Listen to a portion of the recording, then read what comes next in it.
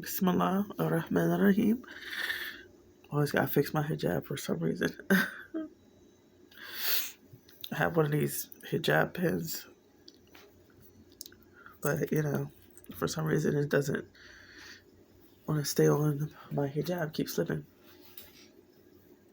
Anyway, the reason why I'm on this video, Miss Dunstan, Latonian Jasmine, is because I saw this at Walmart today. And before I show you, I'm just going to give a little background of what I'm talking about. When I was a little girl, and, pretty much when I got older, there was a specific dish I loved at this fast food restaurant. Okay? I'm going to kind of be careful here because some of these fast food restaurants have inner competitions with each other. I'm not into that. I just like what I like, you know what I mean? But really, it tastes just like the restaurant's food dish that I always get when I eat there. So I would get that specific dish, and I would get the Frosties with my chicken nuggets and dip it in the Frosty, or sometimes with my fries. So I'm going to show it. Bam! See? Wendy's chili. It tastes just like I went to Wendy's, asked for a chili, and they put it in my bowl. This is exactly what it tastes like. So I'm very happy with this purchase. I had purchased 2, so this is my second one. I didn't open it yet. I got it to help me clear the cold that I had.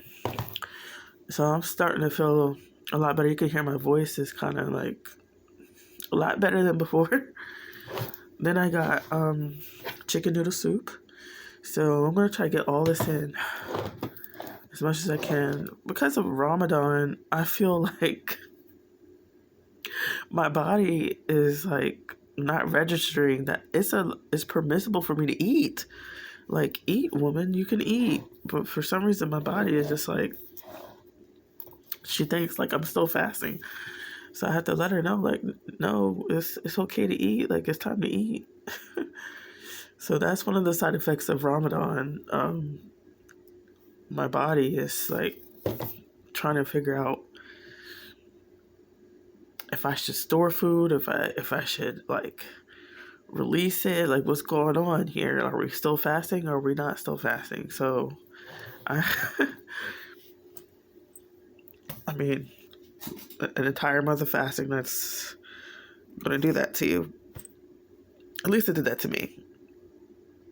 And then I got some more of this.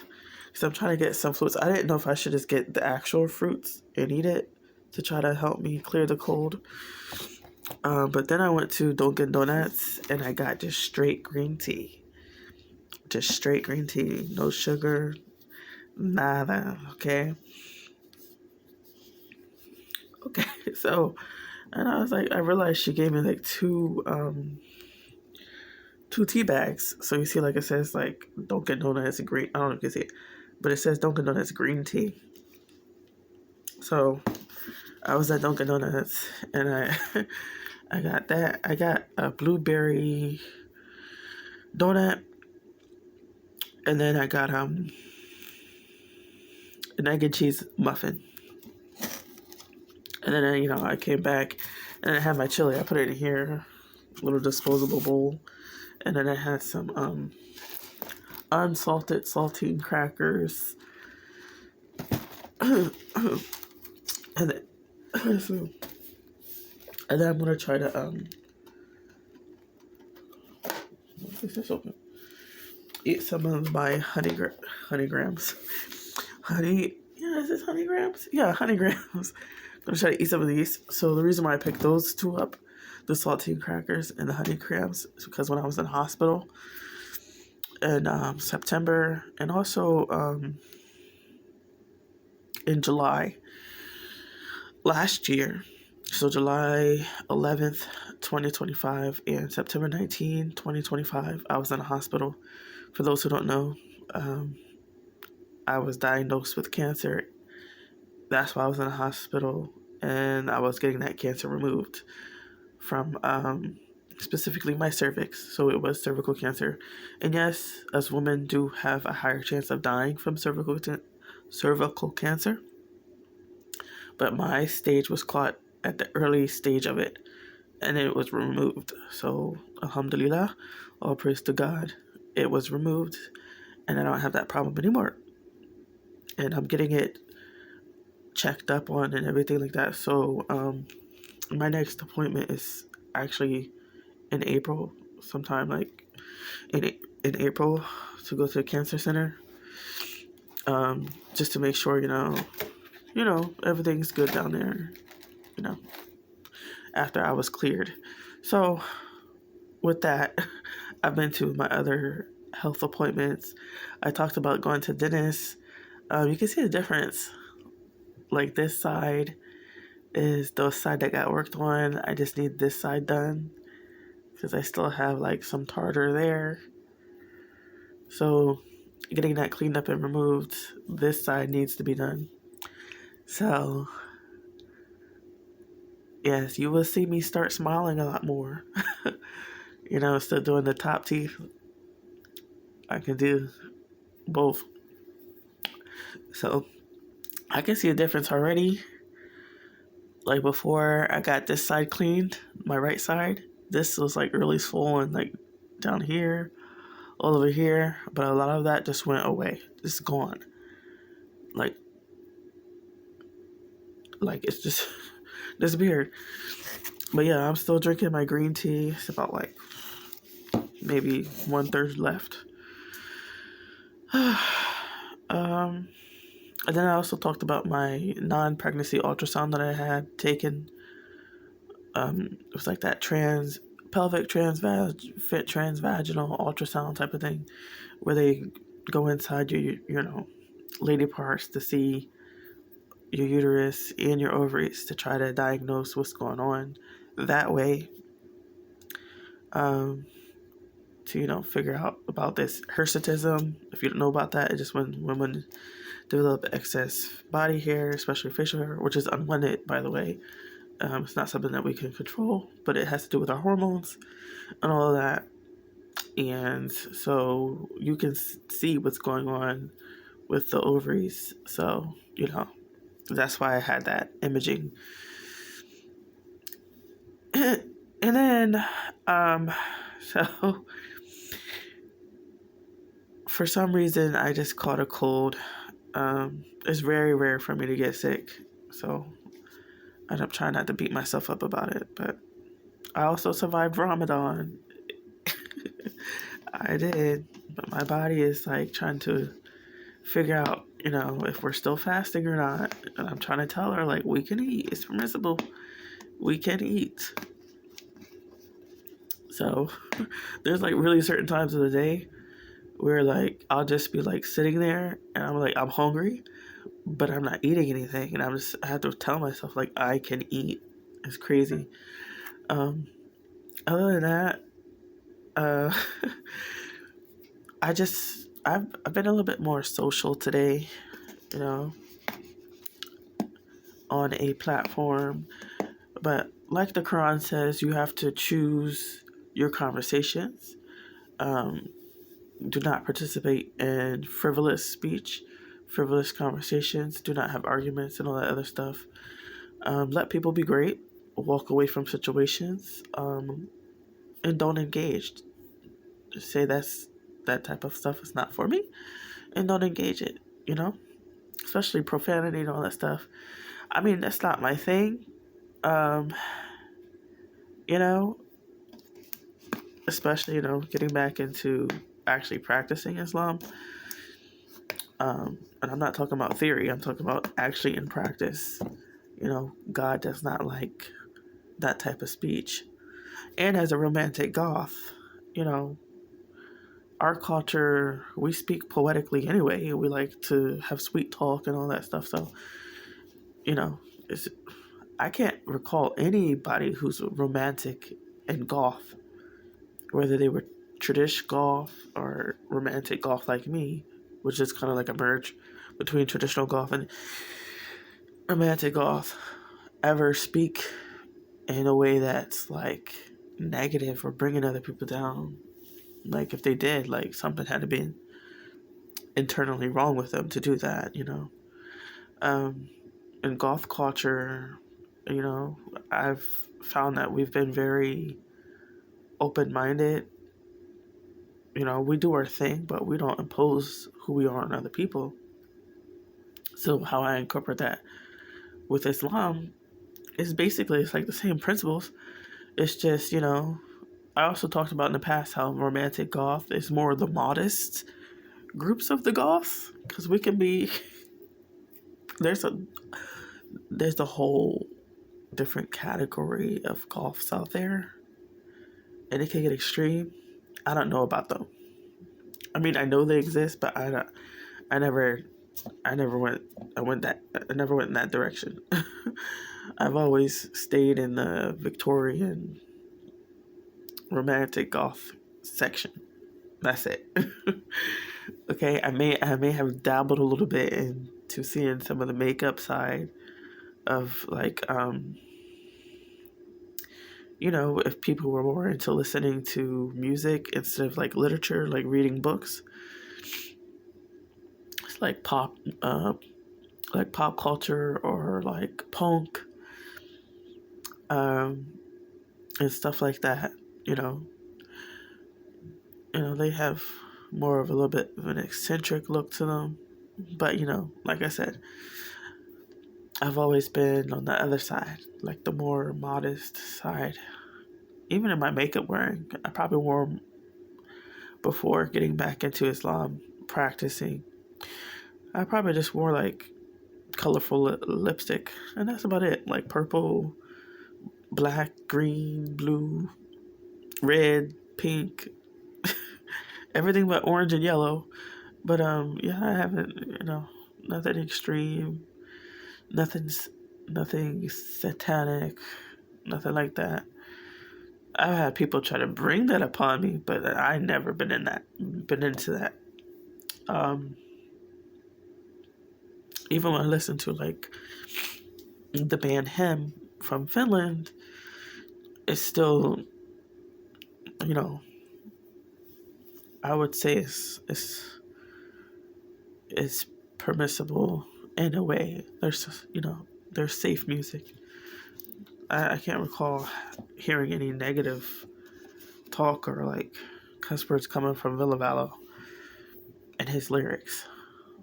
Even the way he talks about us women is so beautiful. Like he calls us darling, and I mean, just such sweet things. I never heard anything negative from Villavello about us women. You know, not in his music, not when he was in him, his Infernal Majesty, and not when he got out and did his solo music for Neon Noir, the tour. Can't recall. So yeah, that's why I said I've always been Islamically compliant in that way. um, so as I get over this cold, I'm just trying to eat. Oh, and I did get, I think it's sherbet, something like that. Because I was trying to recreate like a Wendy's meal. I was like, oh, should I get something to try to make my own frosty? But I was like, you know what? Get sorbet. So I got sorbet. And I'm going to eat that just to try to like, you know, soothe my throat. And God be with me. uh, oh my gosh. It's not fun being sick, especially if you don't get sick a lot. So I'm down for the count, but I'm going to rise. So that's all I got, really. Um, I did have a lot of transformative moments during Ramadan and outside of Ramadan. And that's what I'm happy about the most. With life, there's going to be areas where you improve, areas where you go up, you go down. And that's how life is. But no matter what's going on, I don't have depression or anything like that. If people hear the music I listen to, which I don't listen to a lot of music, but I still have kept up with Villa Vallo, but they might think it's depressing music. But I mean, if you read the Quran, you're going to have a lot of emotions. If you read it for understanding as well, because there's a lot of things in the Quran that will make you cry. If you understand what you're reading, it will make you cry, make you sad. If you really have good understanding, perhaps even make you upset. It depends on the context, what part of the Quran you're reading, how it relates to you, and like what it's talking about. Like I don't know how anybody can recite Quran and at least at some point throughout the recitation not cry, whether that be from remembrance of God or from fear of not knowing where they're going to be. Like, you can pray all the prayers in the world. You can ask for forgiveness all the time with God, but you don't really know where you stand. Because even in the Quran, God is saying to us, there's people who say they believe in me. They say they don't cause corruption on the earth. They say they're good people. They do like this.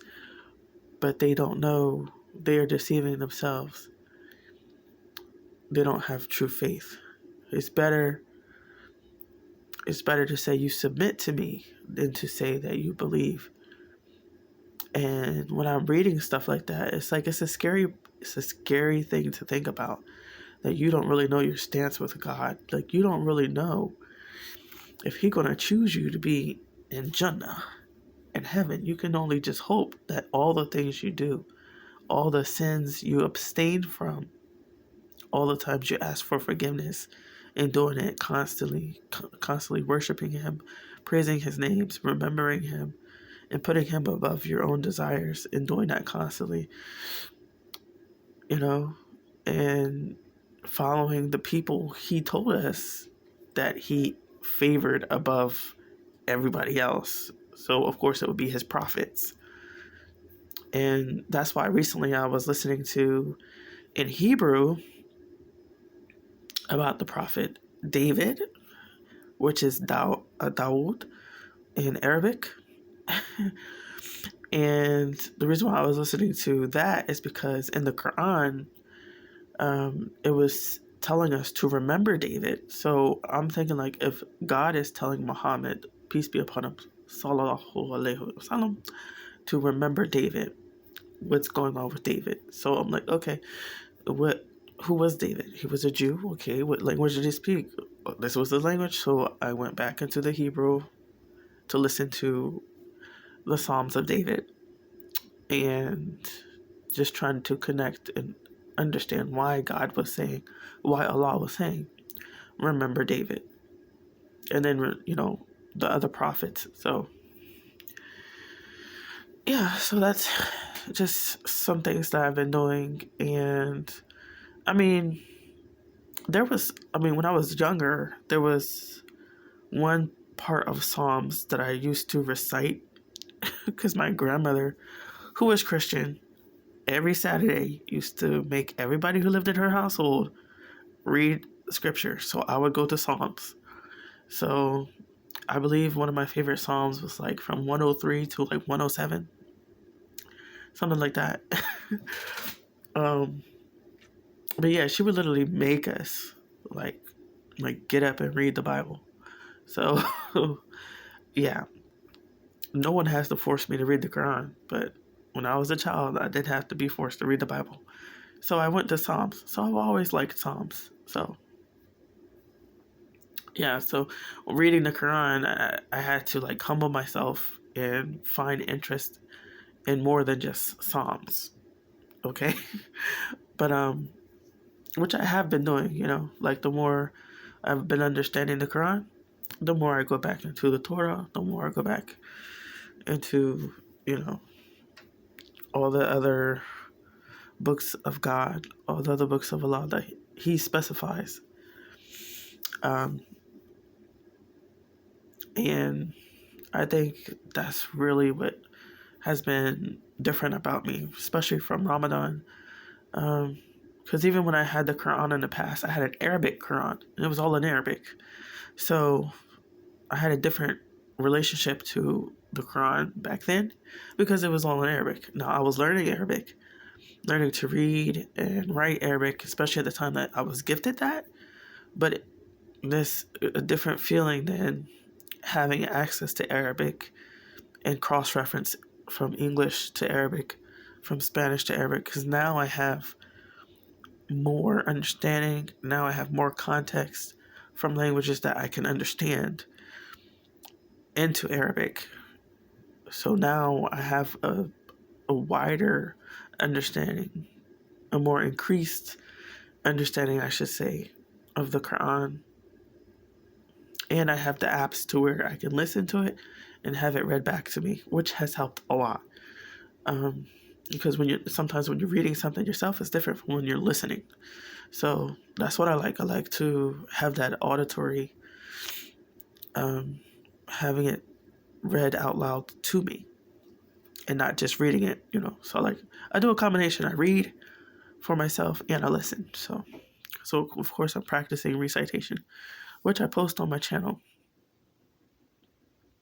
every now and again.